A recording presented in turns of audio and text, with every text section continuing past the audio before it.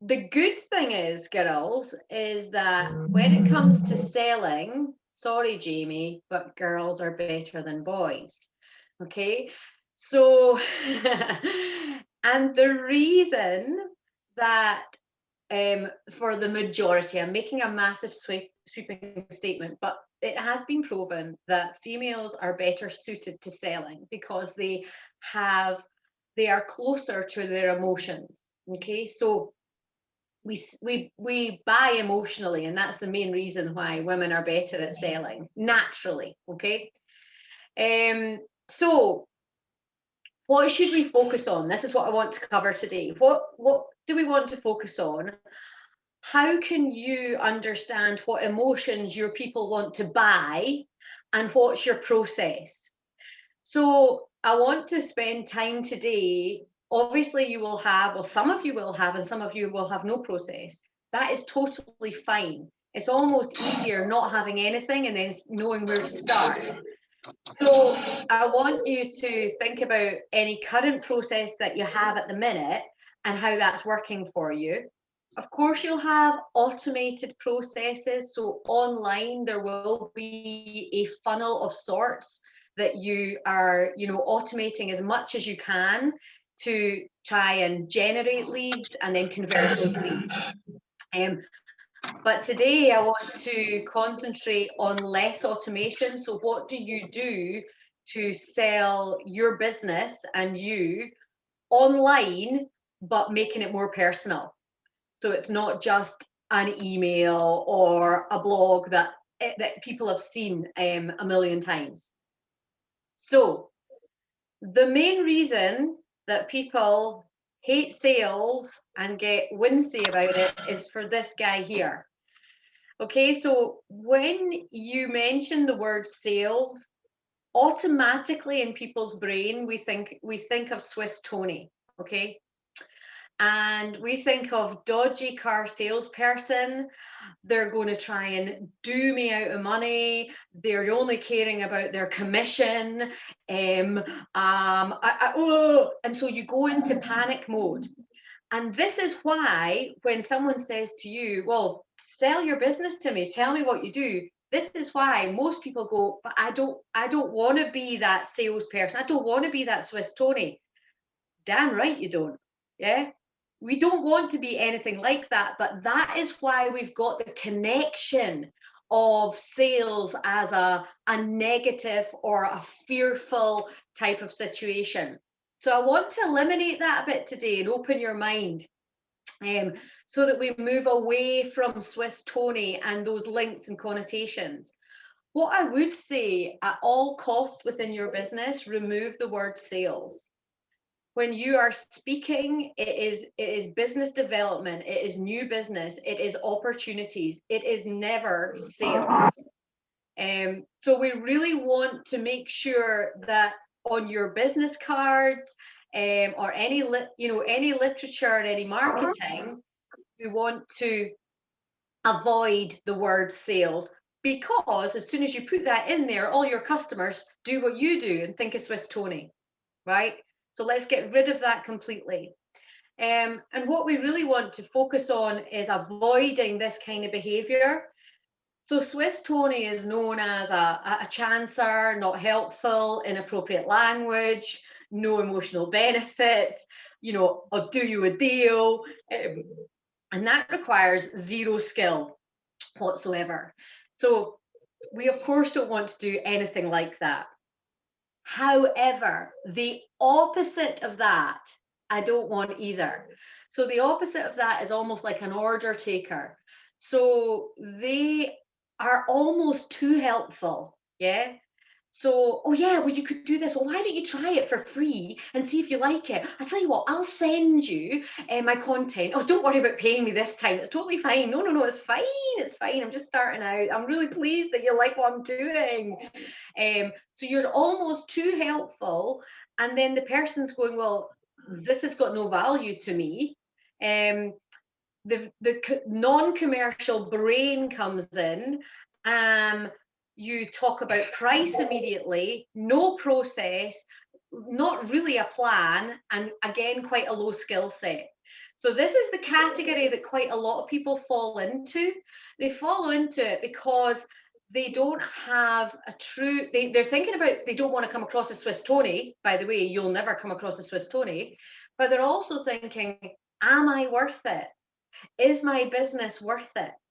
And it's that self-doubt and belief, and have I got my price at the right point, you know? So we want to take you away from that being too helpful and giving too much information and too many things away free. And we want to get you to think about what your true value is, and if you are uncomfortable discussing price, then you either don't think you're worth it, and that can be that you're not delivering enough, or the price is too high. But you should be really comfortable saying how much your service or products are and what they get for that. So that's the first thing. We need to make sure we've got that right. If you think, oh God, that's too expensive, I'm not keen, then not good. Emily, did you want to say anything? No, yeah, well, yeah. So we've we've had a few sessions, and this comes up a lot with the ladies, pricing and having that confidence. So it might be that we could have another chat, Julie, about how can we help give tools and kind of strategies around being comfortable. I mean, when you're talking about people, we all fall into the order taker, all of us on this call. So much of what you described, I could absolutely relate to everybody on this call. So I think it definitely is an area that we can focus some more support on going forward. Yeah, okay, great. Emily has any thoughts? So think about your worth. Think about, I can always remember when I first started training, and I had wasn't a mentor officially, but you know, it was someone that I really I valued their opinion and their thoughts. And I remember him saying to me, what value can you add to that client? Do you think you'd be able to increase their profit by 20% by implementing your systems? And I'm like, yeah. Right. So why aren't you charging more? Because this doesn't make any sense to me. And it was just suddenly a light bulb moment of, oh yeah, and then I worked it out for my clients. So if I added 20% onto their bottom line or their margin or whatever, then how much would that be for them? Oh, okay, that's quite a lot. So yeah, my knowledge is worth that. So we all do it. We all do self-doubt. And for you, you know, designing a new product, or making something new on Etsy, or designing your retreat, for you guys, whatever you're doing, that seems like second nature to you. You're like, well, this is like, wouldn't everyone else know how to do that? No, they wouldn't. That means that you've found your niche, and it's all about the niche, or as the Americans say, the niche. You got to find a niche, and you've got to find a niche that's really quite small, rather than thinking, oh, how can I create something that everybody wants? Now we can go globally, and you can get your product online. We can find a niche, and that niche can be huge, yeah, and as far as monetary terms and custom goes. So think about what your niche is, and if it's second nature to you, please don't presume it's second nature to anybody else. And please make sure you value all your knowledge, all the mistakes that you've made, right? And how you've pivoted your business and how you've learned through all of that. That's worth so much. So it's quite often not just the product that they hold in their hand or that they go away with. Yeah, it's so much more. And for me, that's the bottom line of everything. If you know your worth and you know how you can make a difference to people's lives, the price is almost secondary.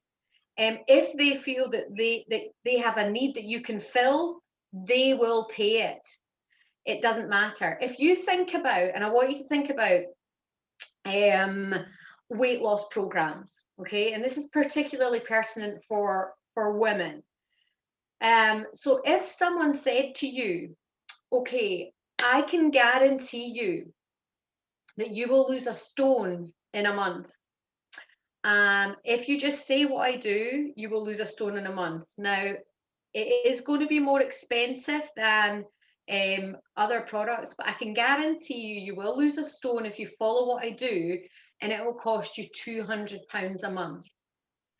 Well, guess what? There are companies doing that, and there's lots of people saying, yes, I want that. I don't care how much it costs if that's what it's going to give me, because that's the feeling I want to buy.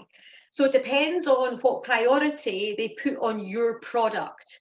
And that's your job to bring it alive. So it goes from that priority to that priority. So they walk away from speaking with you and go, oh my God, I need that in my life. Why did I not think of this sooner? So it's that kind of transition that we want. So it starts with you. And this starts with preparation. What I see all the time with my clients is people going out there to market when they're not ready. And I'm all about taking imperfect action, and you're never always going to be 100% ready. So let's just put that one to bed. However, you have to know what you're going to do when leads come in. You have to know what you're going to say, what are your trigger words, what language are you going to use, and how are you going to ignite them to say, yes, I want that. So there needs to be a plan. So get prepared. The most successful people connect with others, which you all do beautifully, rather than just communicate. Just communicating is never going to cut it. You need to connect with your audience.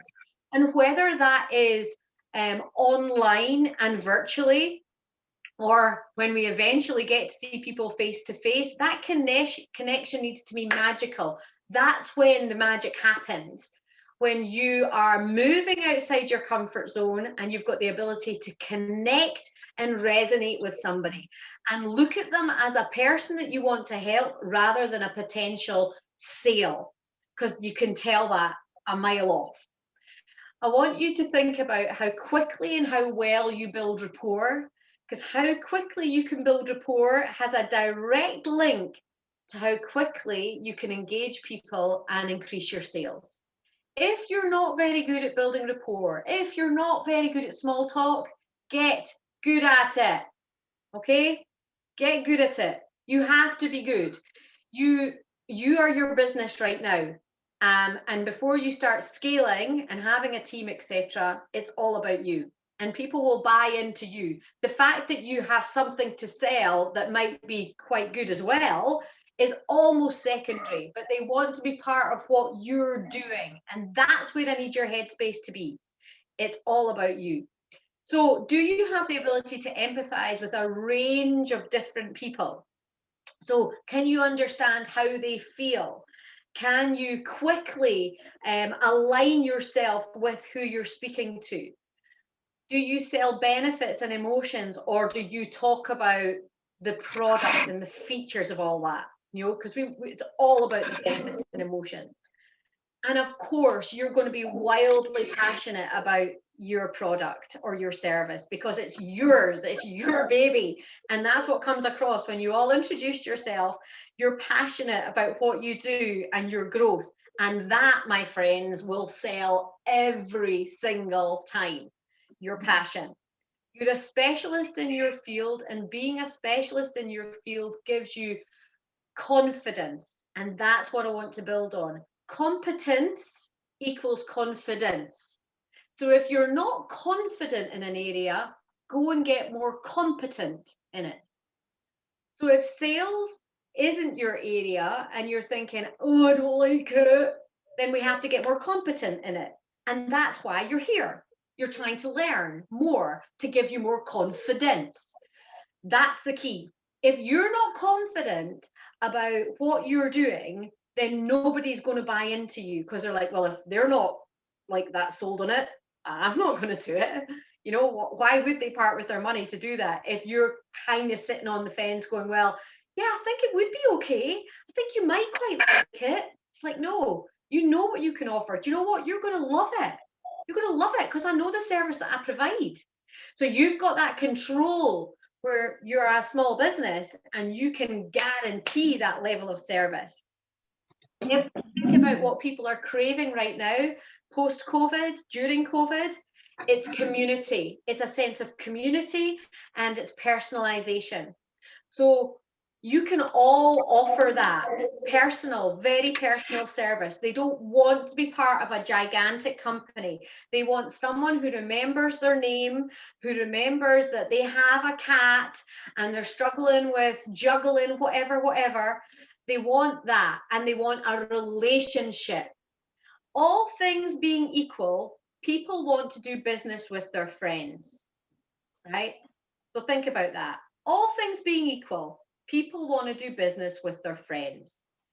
And that's how you start any business. And then what happens with any good business is the people that weren't your friends when they started become your friends by the end of it. And then the loyalty is incredible. They would never leave because you're pals now. Okay. So think about that. Think about following a process. If you don't have a process, you won't succeed. You'll only get the lucky ones. And we want you to be proactive. You are proactive, okay? That's a given. But when we're talking about proactive in sales, it's about actually planning out what system you need to have to make that work for you. If you think about 10 inquiries to your business, 2 of them will buy no matter what. So they were going to buy anyway. They are under pressure time-wise, and they're like, yeah, that's fine, I'll take that. So they were going to buy anyway. We love them. We call them hot, okay? So they're hot sales. And then 2 of them will never buy. It doesn't matter what you do, what you say, they're not going to take your product or your service. And those 2 are out of our control. It's to do with them, not you. And that, of course, leaves us with 6 people. Those 6 people are sitting on the proverbial fence. And it's your job to get those 6 people off the fence and making a positive decision and choosing your organization to do it with. So that's why you can't just leave it to chance. Well, if someone wants it, they'll just buy it. I mean, if they need it, they know I'm here. No, it doesn't work like that. The brain doesn't work like that. You'll only get 2 out of 10 every time and you'll never grow your business. So we are talking about the 6 people in the middle that you need to ignite, engage, show them how it will benefit their life, and then ask the question, would you like it? Smile and nod. Because we can be the best person ever. We can build masses of rapport and be the friendliest, and people love you. But if you don't ask them if they want it, you're not going to get the sale. Julie, okay. Yeah. Jude's just asked. So Jude's background is project management, product development. So she defaults to very technical language. So she's just asking about that in terms of, I suppose it's that rapport building and that empathy. Should she be modifying her language, and how should she test that out? Whether you know it's coming in too techie. Jude, I find you quite techie if it helps. What a great question. What I'm going to do in the next bit, I will zone into that, because you absolutely should be eliminating all technical language out of your brain initially in the sales process. I'm going to ask Anne, would you be able to put yourself on mute? Would that be okay? Sorry. No, you're okay. So we want to, thank you. We want to be able to eliminate the technical language, because people don't buy technical stuff, right? Their brain goes into logical mode, and people buy emotionally. So if their brain is in a logical modality, you're never going to sell anyway. Of course, you need the technical knowledge and the technical language, further down the track, for sure, that's brilliant. And that technical know-how is going to give you the confidence because you've got that competence. But no, you won't sell with that language. But I'm going to share with you what's going to help you sell, okay? So what is sales? All it is, guys, and people overcomplicate it all the time. It's just asking great questions to develop a relationship through good communication to help the prospect make good decisions. That is it. So please don't overcomplicate it. Oh, what stage are we at in the sales process? And oh, was I meant to say that then? Or was I not meant? Forget it. Just forget it. Relax, be yourself, and remember, you're just going to ask them great questions so you can understand what it is they might need and is there a match. Be confident enough to know you might have a discussion with someone and they don't need your product. That is fine. Not everybody needs your product. I mean, of course, we think they do. Everybody does, really secretly. But that's okay. If they're not ready for that at that moment in time, that is also fine. But it's about the questions that you ask and when you ask them. If you're going straight in with, so of you, and I'm not saying for a minute you would do this, so, you know, you're looking at, have you thought about getting a team building thing and renting out a retreat? I mean, we've got a great retreat. It's brilliant. It's you know, it's 4 hectares and it's this and it's that, it's the next thing, and you go through all the features. Then that person is like, no, haven't really thought of it, not really going to think of it now, not really relevant at this time. It's about focusing all your questions on them. What do they do? Why do they do it? What makes them tick? All of that. But that's a whole other area. But I want you to think about, instead of when someone's speaking to you, when someone's speaking to you, you're generally thinking about what you're going to say next. Okay? So when you're speaking to someone new, in your head, you're thinking, oh, I'll say this, or maybe they would need that. You're not actually focused on them and you're not actually there with them. I want you to concentrate on focusing on them and not worrying about what you're going to say next. And that comes with confidence and from competence. So if you suddenly focus and shift on them, whether that's your audience, you know, virtually, or your audience face to face, or you might be doing a video, and you're putting your brand out there, it's got to be all about them. And you've got to work out where they are in their life, what's important to them, what do they need, and what do you have in common with them, so you can make a match. If you don't find that, then it's almost futile, because then what you do is you try and sell them something they don't think they need, they're not at the right stage, and then you get deflated and go, well, nobody wants my product, nobody wants my service, it's me, I'm rubbish, right, I'm going to bring the price down, that's it, I'll bring it, it's too expensive. It's not too expensive, but you've got to remember your worth. So you've got to help them.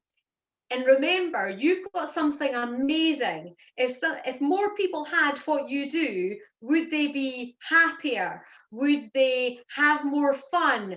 Would people have more joy? The answer is probably yes. So all you're doing is sharing what you can do. And then it's all about how important that becomes to them.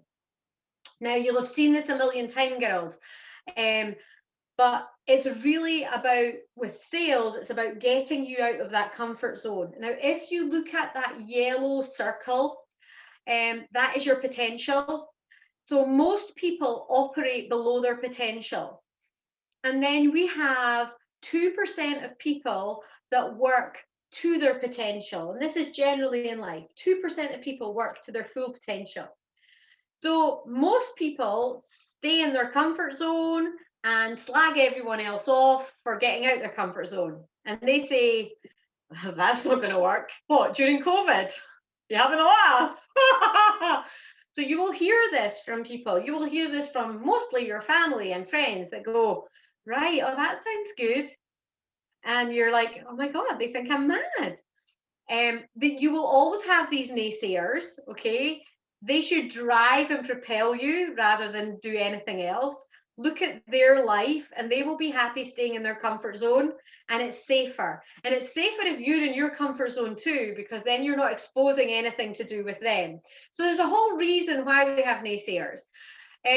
But I want you to step out of the comfort zone gradually with sales. So I'm going to try and give you some tools to do that, to get the stepping stones towards reaching your potential. And if you jump out of your comfort zone and you go all in, sometimes that can put you into what I call the panic zone. And in the panic zone, you just jump straight back into comfort zone and go, no, I just can't sell. I just can't do that. But you can, okay? Everyone will do it differently. So let's look at how we do it. There are two types of people. So there's eagles and there's journey people. Eagles are 20% of people that are in business and selling something. They're intuitive, they have conversations, are very relaxed, they ask heaps of questions, and they work independently. They don't necessarily have a robust system, they have their own system, right? They're kind of a bit like, if I was to say to them, so what makes you successful? How come you're selling so much? They wouldn't actually know. They would just go, well, just chat to folk, just chat to folk. I mean, you can sell or you can't sell, eh? That's rubbish, right? Everyone can sell. You've either got it or you've not. Rubbish. So some people are blessed with, more natural qualities than others. That's fine. But sometimes these eagles then can't learn anything. So 9 out of 10 times, the eagle will stay where they are. They will sell, but they will never have their own business because they don't know why they're successful. And then they can't make others successful either. And that's the key to success. You can make other people successful, you're onto a winner. So journey people, which is 80%, they have a system and a process is key to them. They make statements that they've rehearsed. They make presentations that they've rehearsed. These journey people will be more successful than the eagles if they follow a good process. So I want you to realize that if you're not an eagle with a great system is amazing. A journey person with a great system will knock the eagle out the park because of their consistency. So it's about knowing what we need to do to make it work. Now, again, you'll have seen sales cycles before, and I just want to give you an overview of how that might fit in your business because there is a process. So the first thing is you're prospecting. So all that means is you're finding people to speak to about what you can offer. Okay? And you should be prospecting all the time. You will be because it's your own business. That's what we do. So you're networking in any conversation. Every time people say to you, what is it that you do? You're prospecting. You're finding people. So you're finding people. You then, once you've found those people, you have an initial contact with them. That initial contact is crucial. Is that going to be a virtual contact? Probably at the moment. Is it going to be an automated contact? How personal can you make it?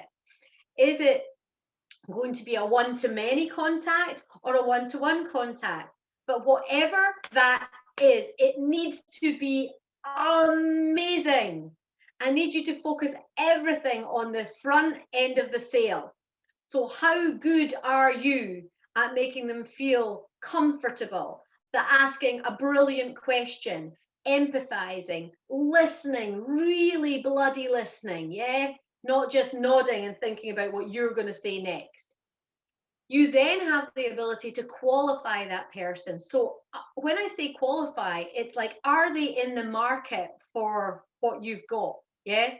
So they don't need to say, oh yeah, I'm actually, funny you should speak to me about this because I'm actually, today on my list was book a retreat for team day. Unbelievable. Yeah, that is your hot person, right? So that doesn't really happen. So you need to ask qualifying questions to work out where they are and if there would be a match for what you have. We then, in that qualification process, you're finding out what their pain points are. So what's causing them problems? You then are going to think about a solution that you have that may help that pain. And then, and only then, do you talk about price, and how you present your prices is key. So we never start with price because it's highly logical. We always start with them and what their pain point is and what their need is. And then, of course, when they say yes, we get the referrals and we go back to prospecting. And really, if you have a sound business, you should be reducing the amount of time that you have prospecting, because your referrals or affiliation program or influencing program, whatever you have, you need to get it in place so that it will just keep referring for you. And there's an amazing model at the moment that I'm looking at, somebody in the fitness industry, and they have an influencing program, and that influencing program means that if you get sent a link, so it's really easy, and if your friends join her program with that link, she sends you £50. How good is that? So obviously the price is right. So all her customers, which she has a solid base of 1,000, they're all dropping in new people all the time. And of course we know that that's much more powerful than you saying, oh, have you got any people that you think would like to do this? The power is in your customers referring you. Okay, so it comes down to three things. What process have you got in place? What skills do you have? And what activity are you doing?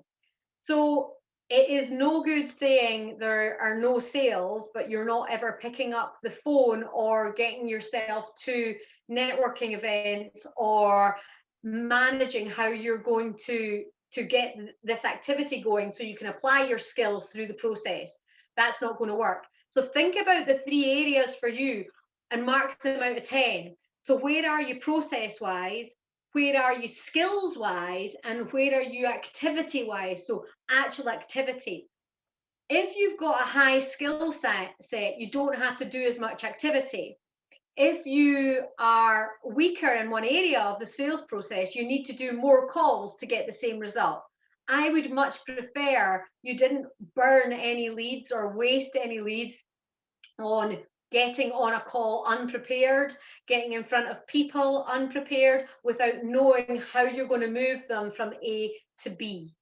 So for me, I would always, I would go quality over quantity, although the activity needs to be there. So when we think about sales skills, we're thinking about how good are you at communicating and engaging with others. The actual sales skills are, listening. Actually, how sound are you on the telephone? Are you intuitive? Do you understand how to move somebody through a process? Are you confident when you're asking for the money? And then how good are you with emotional intelligence? Now, as women, again, this is really good. It's all about connecting emotionally with somebody, and that will get the sales. And then activity-wise, so how many appointments are you generating? How many opportunities do you have per day to get in front of people that have the opportunity to say yes to you? And don't worry about them saying no to you. It is about more opportunities to get in front of people, and guide yourself on activity goals rather than I've phoned 5 people and 5 people said no. I want you to say, well, how many people do you need to call to get that one? Well, actually, I need to call 25 people at the moment to get one. Okay, crack on. See you at 25. And you just go. You do the quality call 25, or you do the quality interaction with 25. Or you say it's not going to be the same conversion with emails, but you'd have to do more. But it's about knowing what you've got to do to get the result. The biggest concept I want to share with you today is people need to like you first. If you're not likable, you will sell jack. Okay, so they've got to like you first. If they don't like you, they won't trust you. If they don't trust you, they'll never buy from you. If they like you, that leads to trust, and then they might buy from you. So that needs to be your first, rather than thinking, oh my God, I need a sales process. I want you to think about how likable you are to the masses, yeah, or your tribe, and you're in your niche and you want to be likable. You just want to connect with those people that just go, yes, I totally get you, and I want to buy that. I love it. So like, trust, buy. That's where you've got to start. That's why we talk about initiating small talk, about building rapport, about tapping into them and their emotions. All I want you to think about is, do they like me enough to listen to me further? Do they like me enough to listen to me further? And the other concept I want you to think about is hook, story, offer. So you've got to hook them in. Yeah. So what is your hook? So that might be anything to stop them scrolling or to open up your email. So what is your hook? What do you do differently? What is your USP? What's relevant right now? I mean, if we think about the fermenting business, that's really topical right now. And I find that really interesting. Like, immunity is massive. So what is going to make them stop the scrolling? If you boost your immunity, that is going to stop them scrolling. If you put tasty food, that isn't going to stop them scrolling right now. The fact that it's tasty is an absolute Brucey bonus, but it's got to connect with them right now to make them stop. So hook, what's your hook? Then how do you get them to your story? A story is what sells, and you are the story, you are the business. So how did you start this? That's what interests people. Well, I was made redundant in lockdown, so I've decided to pivot my business, and here I am. The most hilarious thing is I don't even do skin products, and I've decided to do Tropic. That's your story. That's why people will listen to you, because you know what? They'll relate to it and go, she is real, she's authentic, and I trust her, and I like her, and I want to buy from her. So what is your story? What makes you different? I don't want you to be like everybody else. I want you to have a story. And then once you've done your story, you hit them with the offer. So what I'd like to do today is to introduce you to what I do. Yeah. And I would love to branch out and let you try this for this. And all you want to do is you want to have an offer. Don't give it for free if you can help it, but something small. So whether that is a mini gift that you're putting a spotlight on at the minute, or it's a smaller entry level service that you're doing at the moment. It might be a financial review, a mini review. It might be, wills, massive right now. It's something that we need to do, but it's a thing that we don't really do. How could you make that easier for them with a hook, story, offer? So something that's easy for them to go, do you know what? I might just give that a go. Yeah, I'm good. Do you know what? It's only 49 quid. I'm going to try it. Yeah. Once you've got them into the offer, then you upsell, but you've got to engage them first. So what do you do? So like leads to trust, leads to a sale, maybe. Then you've got to do that. It's hook, story, offer. How are you going to get them to stop the scroll? How are you going to get them to listen to your story? And then what offer will you provide them as an entry offer? And some of these will be lost leaders. Some of these will be, you're not aiming to make money on this. You're getting connections so you can then make money and build a community. It's always emotional, right? I'm aware of my time. I'm gassing on, but let me just do this bit. Think of the last time you bought something. What made you buy it? How did you feel when you bought it? So, for example, if we think about jeans, you can buy a pair of jeans at Georgia Asda for a tenner, Or you could spend over £100 on a pair of diesel jeans, right? Or whatever you want. That's completely up to you. Are they both denim? Yes. Do they do the same job? Yes, right? So what makes some people pay £150 for jeans and some people, you know, £40 for jeans or £10 for jeans? What is that? It's how it makes them feel. So when they try on the jeans and they feel amazing in the jeans, that £120, they have just bought amazing. They've not bought the quality of the denim. They will justify that purchase to you and say, oh yeah, but look at the quality. I mean, it's great. Yeah. No, they bought the feeling that gave them, that amazing feeling. And that's what I need you to think about. What feelings do your customers want to buy from you? And once you know that, you can do anything. Yeah.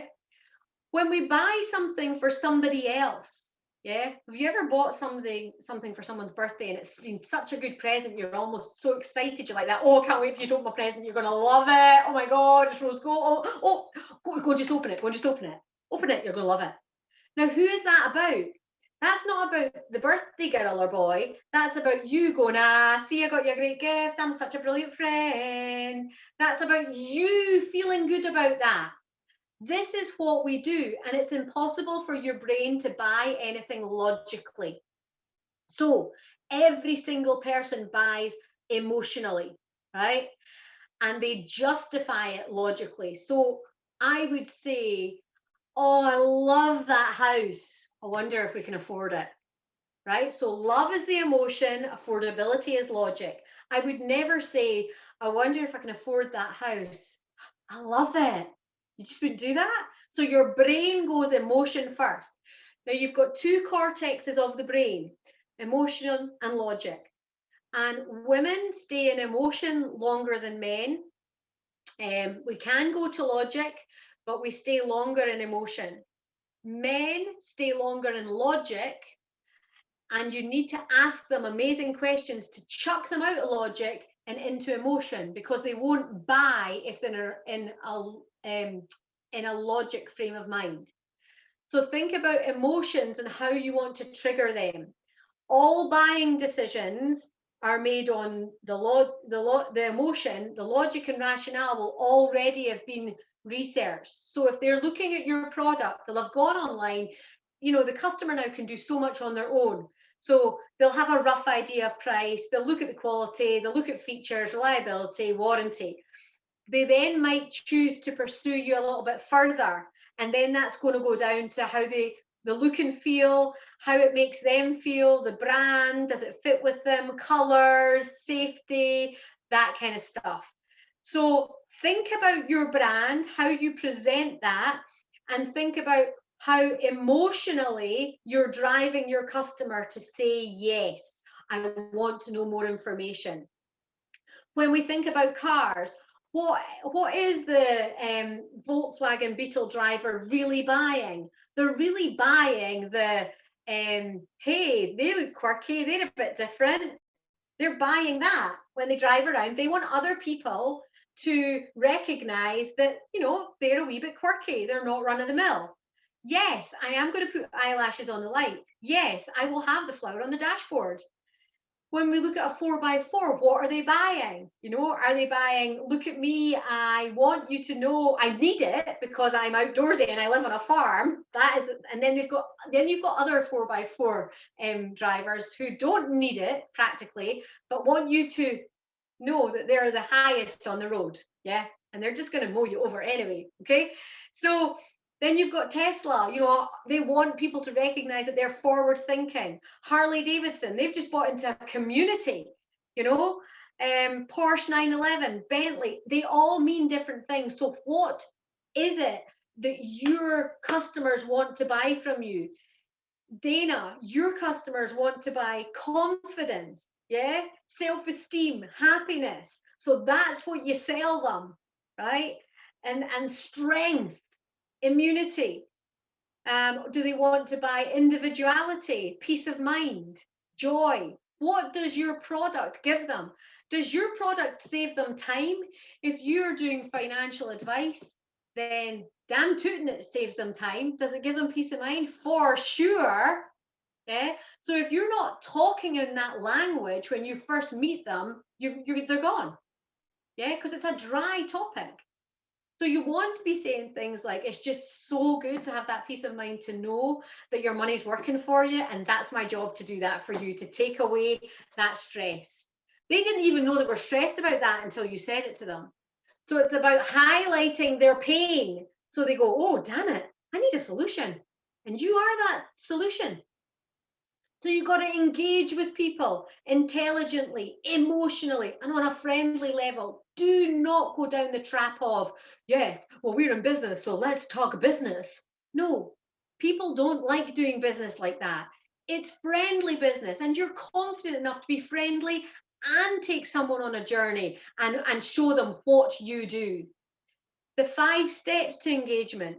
Prepare like you've never prepared before. So if you're going to meet a new supplier, if you're going to start doing business to business sales, then you find out about that business, every single thing, so you can build rapport quickly and you can meet their needs. What questions are you going to ask? What intelligent questions are you going to ask that is going to get them talking so you can discover what they're looking for? What ideas will you bring to the party? This is your job. Oh, this is what I've done for a previous customer. They loved it. And you know, the thing is, it meant so much to their family getting those gifts because it was so personal. This person in front of you is thinking, I never even thought about a personal gift. I was just going to go on Amazon and get anything. But you know what? That sounds brilliant. So what ideas are you bringing to the party that's really going to get them thinking, go, do you know, that is lovely. How do you communicate the message? Don't communicate the message the same way to everybody. You need to understand who's in front of you, what's your audience, and what's going to make them click. So talk in their language. Yeah, so people like to see others that reflect them. And then when you have got that, and you have got when you're communicating with them in a way that they get it with attitude and enthusiasm, then you have it. You are absolutely on their same wavelength. You have engaged them, and now they're going to listen to you because they like you, they trust you, they might buy from you. So keep it simple. A few takeaways before I get some questions. Understand how your product or service can be a solution to the prospect's pain. So that's a bit of research into finding out what pains are out there. So if you're selling a product, what does it do? Does it enlighten them? Does it get rid of a pain?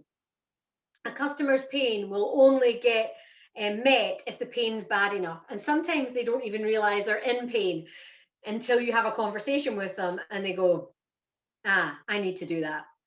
You've magnified the pain for me that I absolutely need to get a will done, and I'm not going to put it off anymore. Yep. Can I do that easily? Yep. Click, click. Do I like the person I'm working with? Yes, I do. Fabulous. Let's go. Know what feelings and emotions you're selling. So is that peace of mind? Is that that you're saving time so you can then enables you to do more homeschooling? God, no more homeschooling. No, but I mean, what is it that you're doing? Because it will always be linked to something. Have a basic process in place. Practice your pitch. So when people say, so what is it that you do? I want that to be amazing. I want you to, after you've said what you do, people to go, I love that. So how did you start that? How can I get more of that? So practice it. And that might be something that we do in the future. You know, that's a whole different session. Be proud to share your amazing business. You are your business. You are your story. And that's what's unique about it. So pull out your unique selling points. Pull out your differentiating factors and talk about them. Be likable, humble, and authentic. Yeah, as soon as you drop that guard or you're not authentic, then people will not come to you. And none of you are like this anyway, but there's nothing worse than, you know, that person that's the know-it-all. It's like, oh yeah, well, I've got 4 businesses, and yeah, I've been doing this a long time. Yeah, the rooms will be fine. Nobody likes that. Nobody likes a show off. Nobody likes a know it all. So be likable first. Close with confidence and remember your worth. You have got an amazing thing to share. Don't doubt it for a second. So get it right and get it out there. People will gravitate to you. The other thing I want to say is always, always, always give more value than they expect. Okay? Always. Because then they go, wow, they're authentic. They gave me more. And they come back to you. But don't give it all for free. Yeah, I'm okay with a little bit of free stuff, but really, when people get things for free, they don't value it. And take big, giant, imperfect action. Plan out where you are, where do you need to get to, and what do you need to start doing to get to that point. Um, so yeah, hopefully that has helped a little bit. I will stop sharing my screen now and see if you guys have any questions or observations for me. Jude had a question actually, Julie. Jude, do you want to ask? It was about samples in a B2B. Yeah, it was when you were talking about don't give anything for free. I think with my products, ideally you want people to try them. And in a normal environment, you could be on a market with a tiny little bit, a taster, and then people will go and buy. With the current environment, it's more a case of handing something over. And my next step is very much to go out to kind of cafes and say, what do you think of this? Would you like to serve it? Would you like to sell it? So that's probably the big salesy thing in my head at the moment. So to me at the moment, my only option is to give them. My products aren't particularly expensive. I'm only in small jars at £3 for B2C at the moment. Yeah. And actually in terms of having product available, I may be having to eat it myself anyway at this point in time due to COVID. It was just with you, like, don't give anything away. So it was really, I think I totally get you. It's that whole, when you look at something online and you think, well, I'm not paying that little, like you want something on eBay. I'm looking at pH meters at the moment going, well, if I only pay £7, it's not going to work. Whereas if I pay £20, it will. And there's that whole sales thing, but it's, I actually want them to taste it. So it's a question, and it's just that, I guess I'm hoping there is a time that it does make sense, and that's part of the relationship for me as well. Yeah, I think it's totally valid, and same for Tropic. Any products that you know are amazing, you want to let them sample it. So you're absolutely right. But what I would say is you still don't give them it free, because you need something in return for that, i.e. a conversation, a coffee, a chance to discuss what you do. So I would go in, if I was you, Jude, I think the samples are great because it's a real opener. And so it's really good. And what I would do, I would align that with some feedback that you would like from them. I would almost go with giving them perhaps the opportunity to sign up for a very small amount of money to try and have the samples for their customers for, say, a week, and then give you feedback on that, whatever, or do you have the opportunity to come and chat to their customers about what you're doing, so you might be giving them free, but then you would want to be in their establishment at the busiest time doing a little bit of a demo and presentation about why it's so good. So I would always try and get something in return. But no, you're right. As long as there's a pipeline, so they do a sample, you get the feedback, and then what's the next step? Is that a big jump to, well, we're going to supply for you, or is it a smaller step that they can take? So that I would go down that line. I think not the issue, but the challenge, or whatever the positive word is at the moment, it's not even a challenge. The exciting bit is that everything keeps changing. So that was my picture in my head before Christmas. Now cafes are in lockdown. I think I can kind of modify that to the point where they are open again, which could suddenly be 2 weeks notice as well. So I don't see it as a negative at all. It's just maybe, Ebony and I spoke about this. I like to have a little bit of pressure, and it's almost taken the pressure off me slightly. It's like, oh well, they're not open, I'll leave that another couple of weeks. We're all a bit like that, aren't we? I'm totally like that. I think the key is for you, if you're doing you want to be thinking about how, when you're doing, you want to get into a business, what will your product do for that business? Yeah. Right. So then you need to think for them, and well, how is that going to make your business unique, differentiate you in the marketplace, and why would your customers love that? Why would your customers come here instead of going somewhere else? Yeah. Because, exclusive. I don't want to take the floor too much. An interesting one I'm getting is a lot of people telling me who they think I should go to for reasons, because they know them, which is great already. So even like being vegan, straight away, you've got a cafe that's very vegan. Veganuary, I tried to get a little linkage in. It's just this year. Next year though, it'll be brilliant next year. Veganuary 2022. I think start small, but do it amazingly well, so people are like talking about you. What you want to get is people like, God, have you tasted this? Oh, and the woman, she's so nice. Do you know what she did? We didn't even ask her to do this, but she went over and above. She's done this, she's done that. It's so easy to work with her. That's what you need to do, so that they're talking about you. I mean, it sounds like you're doing that already, because they're recommending already. So in the future, what are you thinking? Well, if you recommend my product, this is what you get. Do that immediately. Get them working for you. Yeah, and a lot of my customers are helping, or not, are suggesting things like FODMAP and certain ingredients to leave out. So it's quite niche, but yeah, I won't take the floor anymore. But yeah, it's all very exciting. Okay. Sorry, Mags. I've loved it. Oh, no worry, Mags. We'll see you soon when you do your skincare demo. See you soon. I just wanted to pick up on a couple of things, Julie. I thought it was really interesting when you were talking about people who try and get to talking about the price straight away. And for me, within my marketing business, I always found it, I got really nervous when I was in a prospecting kind of conversation with a business owner, and the first thing that they said to us, well, how much do you cost? And it took me a long time to think, God, I have got 25 plus years marketing experience. I have got qualifications coming out of my, ears on this stuff. And you want me to kind of drill down to, well, I'm going to charge you £7.50 an hour to add value to your business. And at first I felt so desperate to take any kind of business. I took that business and it was awful. I remember saying to Jamie, I think it was the first, so I started in the April. So the next again, January, I was working my socks off and I looked at my bank balance and I was like, I have got no money whatsoever. I mean, I was literally charging people £200 a month for retainers, and I was working probably more than full-time hours, and they saw no value in what I was doing, and they wanted more and more and more.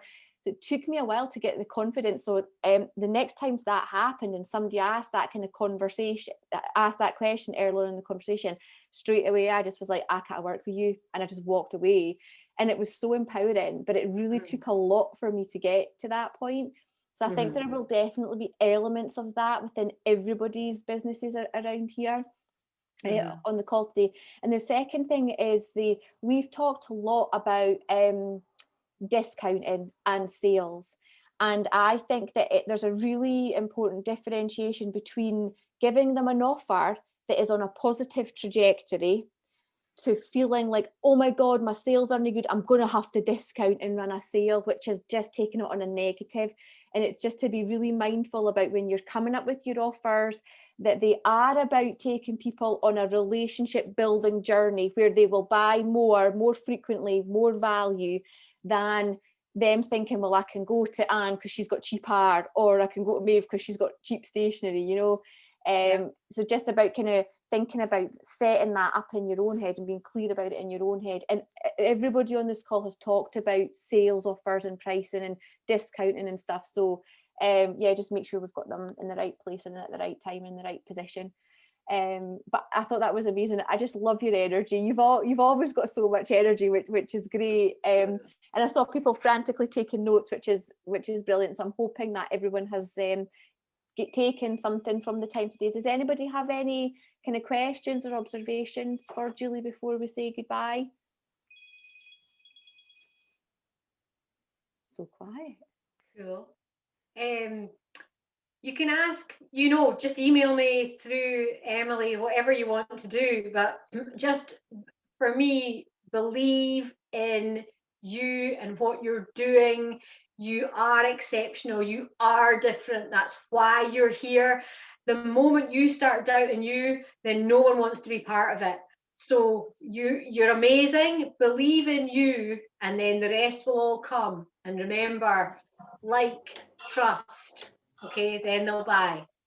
And I think I love it when things seem to come together when I haven't conspired for that to be the case. So when you were talking about competence and confidence, I don't know if any of you guys have read this book, The Con Job.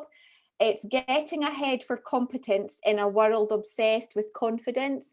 I'm actually doing a podcast with the lady that wrote this book. I'm recording it on the 1st, and it's just amazing when you've got all of these different really amazing women saying the same thing. Like, you know that there is something there that you've got to kind of grasp onto.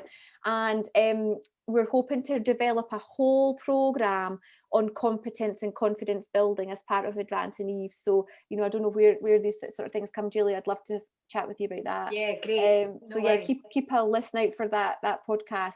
Well, Julie, thank you so much. As always, it's always a pleasure, and I really appreciate your time. And thank you also, ladies, for giving up your time. I know that everyone is juggling, you know, it's not easy just now at all. So I do appreciate you taking the time to come on the call as well. And hopefully you'll have some takeaways that you'll be able to effectively implement in your business. Yeah, thank you so much, guys. Best of luck with everything that you do.